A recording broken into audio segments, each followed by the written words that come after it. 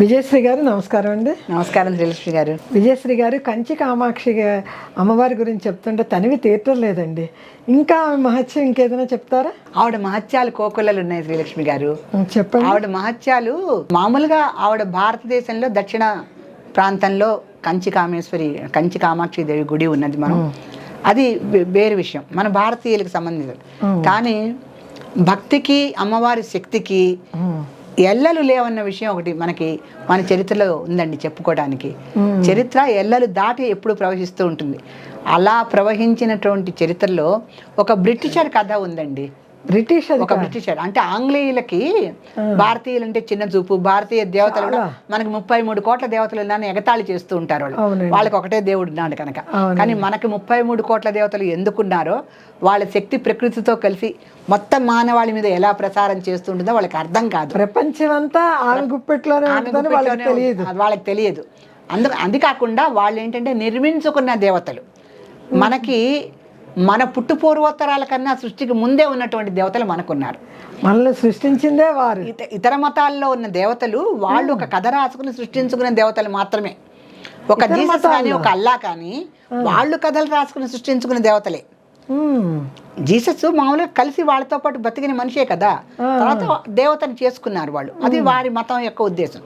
కానీ మనకు అలా కాదు కదా. సృష్టి లేక మునుపు సృష్టి పూర్వం నుంచి ఉన్నటువంటి జగన్మాత మన చరిత్రలో ఉంటుంది.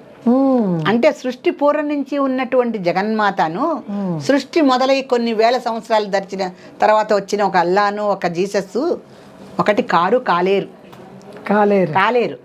ఈ దేవతలకు ఉన్నటువంటి పురాతనమైనటువంటి అద్భుత చరిత్ర ప్రపంచంలో ఏ దేవతకి ఉండదు, లేదు కూడా. నిరూపించాలన్నా లేదు. నిరూపణ కూడా నిరూపించలేరు. ఎందుకంటే 5000 సంవత్సరాల క్రితం ఈ దేవుడు ఉన్నాడు, ఈ సంవత్సరం నుంచి ఈ రకమైనటువంటి నియమ నిబంధనలతో వాళ్ళు ఖురాన్ రాసుకున్నారు. ఇలాంటి చరిత్రలు ఉంటాయి.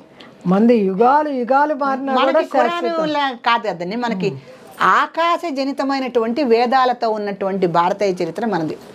మనం పెన్ను పేపర్ పట్టుకొని ఏవి రాసుకోలేదు, ఏవి ప్రింట్లు చేసుకోలేదు, ఏ మత ప్రచారాలు కూడా మనం చేసుకోము. మన మతానికి అందరూ ఆకర్షితులై రావాల్సింది తప్పితే మనం మత ప్రచారాలు చెయ్యం. మనం సహజమైనటువంటి తామర పువ్వులం అండి. ఆ తామర పువ్వు యొక్క సువాసనకి కొన్ని వేల తుమ్మెదలు అన్నీ ఆశ్రయించి ఉంటాయి. అంతేగాని మనం ఒక పువ్వు తెచ్చుకొని దానికి సెంటు పుయ్యం. మనకు సహజ సువాసనలతో ఉన్నటువంటి భారతీయ చరిత్ర వేరు. అందుకని బ్రిటిషర్స్కి కూడా కనువిప్పు కలిగేలాగా కామాక్షిదేవి ఒక మహిమను చూపించింది. అసలు మామూలుగా బ్రిటిషర్ ఒక అతనికి కొంత పూర్వజన్మ సంస్కారం ఉన్నట్టుంది. అతను రోజు తన గుర్రం మీద బయటికి వెళ్ళేటప్పుడు ఒక బ్రిటిషరు, అతను రాజు అయి ఉండొచ్చు బహుశా, రోజు గుర్రం నుంచి వెళ్తున్నాడంటే మన చరిత్రలో అలా ఉంది. అతను రోజు అమ్మవారి ఆలయం రాగానే ఆ పాదరక్షలు విప్పేసి గుర్రం కూడా దిగిపోయి ఆ కొంచెం ముందుకు నడుచుకుంటూ వెళ్ళేవాట. అమ్మవారి ఆలయం ప్రహరీ గోడ దాటే వరకు ముందుకు వెళ్ళిపోయేవాట. వెళ్ళి దాని తర్వాత తను పాదరక్షలు వేసుకొని మళ్ళీ గుర్రం మీద ఎక్కి తన కార్యాలయానికి తను వెళ్ళిపోయేవాడు. అలా ప్రతిరోజు కూడా అమ్మవారి ఆలయం రాగానే ఆయన ఎంత మహారాజు అయినా కూడా తన వినయం చూపించి దిగి వెళ్ళిపోతూ ఉండేవాడు. అంటే ఆ బ్రిటిష్ అధికారి పూర్వజన్మ సుకృతం వల్ల ఆయనకు ఆ సంకల్పం కలిగింది. మీరు కరెక్ట్గా చెప్పారు. ఆ సంకల్పం కలగటమే గొప్ప విషయం. హిందూ దేవతల ఆలయాల నుంచి వెళ్ళేటప్పుడు మనం పాదరక్షలు ధరించకూడదు అనేటువంటి సంకల్పం ఒక ఆంగ్లేయుడికి కలగడమే గొప్ప సంస్కారం. మరి ఈ రోజుకి తిరుమల మాడవీధుల్లో ఎవరు చెప్పులేసుకొని తిరగరు కదండి. ఎవరు తిరగరు. అలా ఆయన రోజు వెళ్తున్న ఆ యొక్క దీనికి ఆయన ఒకరోజు తన రాజభవనంలో నిద్రిస్తూ ఉన్నట్ట. నిద్రిస్తుంటే ఒక రాత్రి వేళ ఒక స్త్రీ వచ్చి బయటికి రా అని అరుపులు వినిపించినాయట. ఒక స్త్రీ అయితే ఉంది ఎదురుకుండా. ఆవిడ బయటకు వచ్చేసాయి అరుస్తుంటే ఈయనకి అది కలో నిజమో తెలియనటువంటి ఒక మధ్య స్థితిలో మంచి నిద్రలో ఒక స్త్రీ ఇలా బయటికి రా అంటుంటే అది కళ నిజంగా ఎదురుకుండా స్త్రీ కనిపిస్తోంది. బయటికి రమ్మనమని ఆవిడ పరుగులు పెట్టుకుంటూ వెళ్తోంది. ఈ బ్రిటిషర్కి ఆశ్చర్యం వేసేసింది. ఏమిటి నన్ను రాజభవన్ నుంచి బయటికి రమ్మనమంటుందని. ఆవిడ అలా అరుస్తూ అరుస్తూ బయటికి వెళ్ళేసరికి ఈయన కూడా ఒక ఉన్మాద స్థితిలో ఆవిడని అనుసరిస్తూ బయటికి వెళ్ళిపోయాడు. అంతే కదండి, తెలియదు కదా. ఆవిడ పరిగెత్తుకుంటూ వెళ్తోంది, ఆవిడ వెంట ఈయన కూడా వెళ్ళిపోయాడు. ఏ స్త్రీ అయితే పరిగెత్తుకుంటూ వెళ్ళిపోతోందో ఆవిడని వెనక నుంచి మాత్రమే ఈయన దర్శించగలిగి మొత్తానికి ఆవిడని అనుసరించి ఈయన కూడా బయటకు వచ్చేసాడు. వచ్చి రాగానే ఆయన రాజభవనం అంతా మొత్తం భస్మం అయిపోయి కుప్పకూలిపోయింది.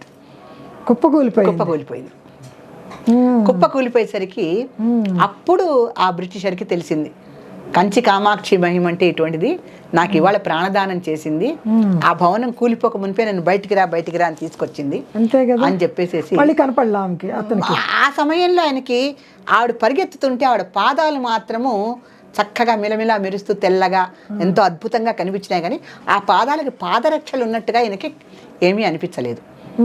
ఆ యొక్క భావనతో ఆయనండి పరిగెత్తేటప్పుడు పాదరక్షలు లేవు, వెనక భాగం నుంచి చూశాడు, పైగా పాదరక్షలు లేకపోవడం కనిపించింది ఆయనకి.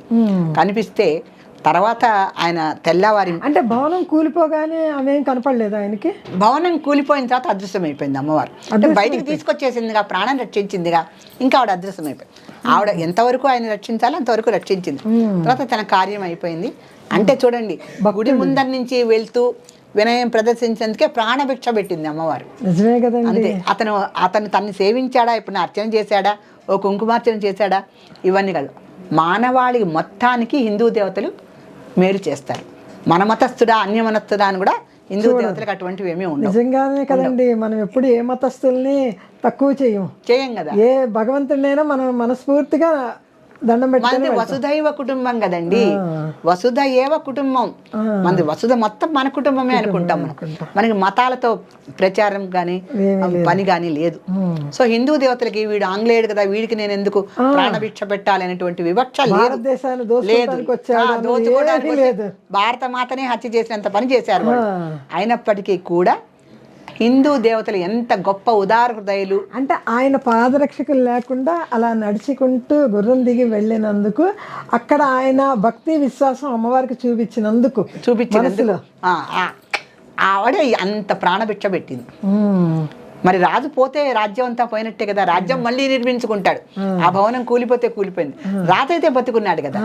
అందుకని ఆ రాజు అవాల్టి రోజున అమ్మవారి పాదరక్షలు లేకుండా దర్శనం ఇచ్చినందుకు ఆవిడికి బంగారు పాదుకలు చేయించి దానికి రత్నాలు, ముత్యాలు, వజ్రాలు, వైడూర్యాలు అన్నిటినీ పొదిగి ఆవిడికి బహూకరించట.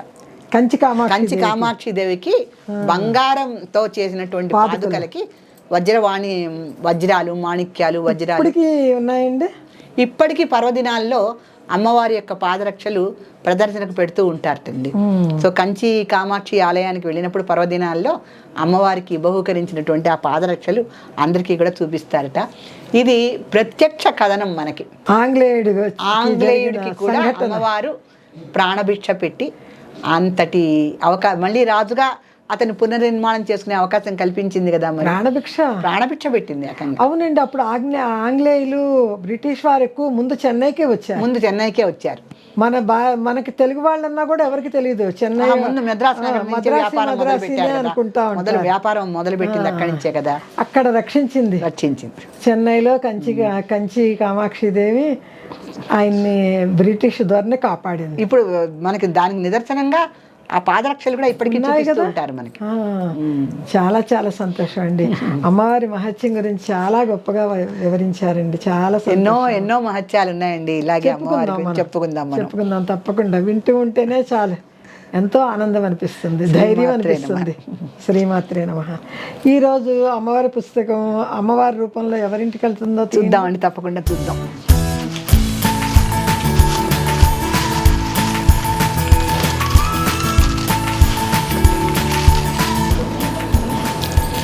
ఈసారి అమ్మవారు ఎవరిని ఆశీస్సులు అందజేస్తుందో చూడాలి అంటే వాసవి వేణు ఫ్రమ్ కర్నూలు. వాసవి వేణు గారు, మీకు అమ్మవారి పుస్తకం త్వరలోనే అందుతుంది. మీరు అభినందనీయులు. అమ్మవారి కరుణ మీకు లభించింది. మీకు త్వరలో పుస్తకం అందజేస్తున్నారు. యాజమాన్యం వారు కూడా అభినందనలు తెలియజేస్తున్నారు. వేణు గారు, మీరు స్క్రీన్ మీద వచ్చే నెంబర్కి అడ్రస్ పెట్టండి, మీకు తొందరలోనే అమ్మవారి పుస్తకం అందుద్దండి.